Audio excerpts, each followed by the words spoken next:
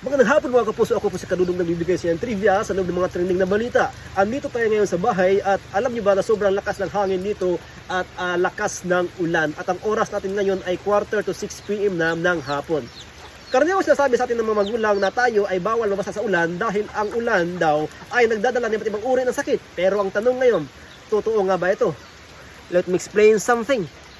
Ang tubig ulan mismo ay hindi naman siya ang nagdadala ng iba't ibang uri ng sakit, kundi kapag ikaw ay nabasa sa ulan, ikaw ay nilalamig, diyan na maglo-lower ang ating immune system at magkukos na at papasok ng mga uri ng viruses, kaya tayo ay sisipunin, kaya tayo ay uubuhin, tayo ay lalagnatin at tayo ay manlalamig. Kaya importante kapag nabasa ka ng ulan, importante na uminom ka ng maraming tubig, magbihis ka o di kaya maligo ka muna bago magbihis.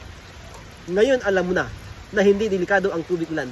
Kaya importante na strong ang ating immune system. Samantala para naman trivia sa mga trending na balita, i-post, i-comment lamang #Kadudong.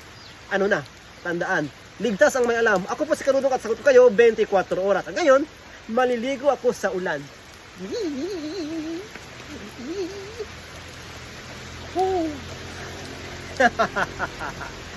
Ang saya maligo sa ulan.